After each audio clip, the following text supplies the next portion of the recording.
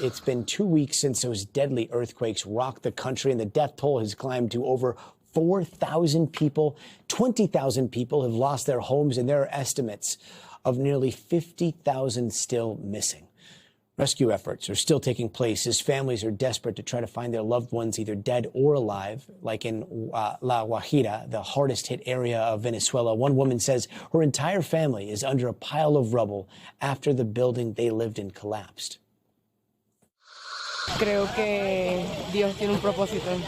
No sé cuál es, porque se llevó todo de mí. Pero hasta lo último voy a estar aquí para sacar toda mi familia bajo los escombros.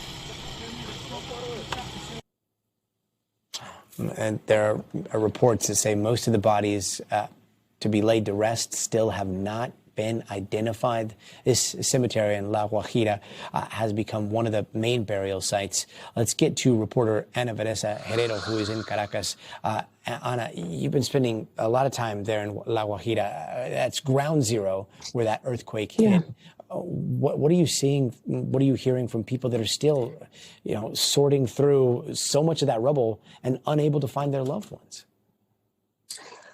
Well, just even after almost 3 weeks, people are just there trying to find their loved ones, as we just heard right now.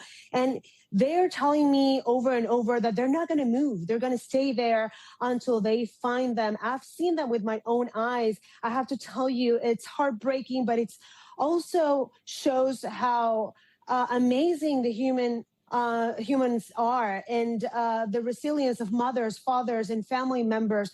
I spoke in this particular part called Playa Grande to a family of several people that are buried right now. And one of them, Alejandra, she said that she's not going to move until she can find her nephew, Barber, who is buried under the rubble. Let's listen to what she had to say.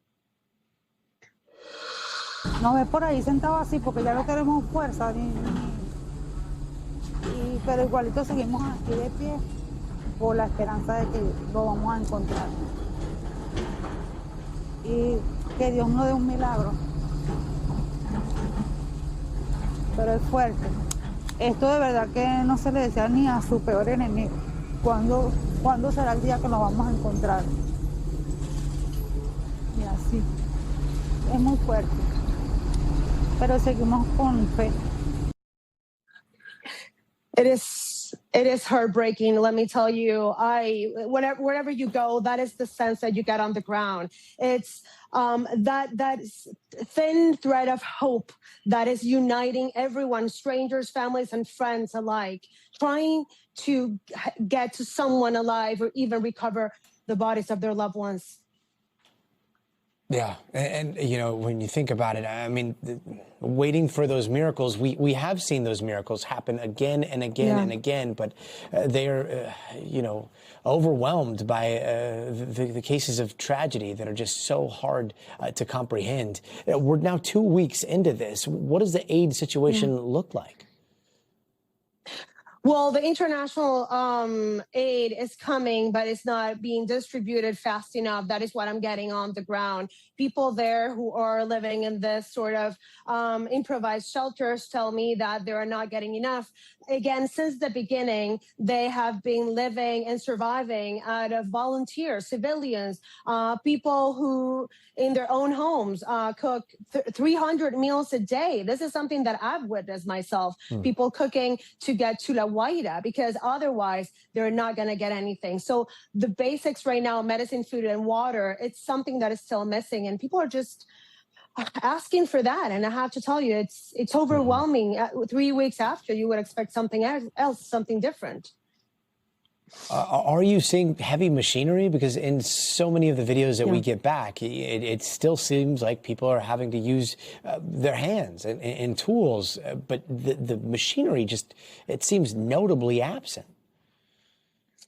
It is. You got straight to the point. That is actually affecting thousands in La Guaira right now. And yes, you can see some machinery more than at the beginning of the aftermath of the earthquakes, but not enough to help them recover their loved ones buried under the rubble. And also, I have been hearing on the ground that those machines that are there, they're charging people even thousands of dollars to stay there and to be there. The government is nowhere to be found. Military is still missing. So it's them, up to them, the civilians, the families and the friends, with their bare hands, risking their own lives to get to the people that they love.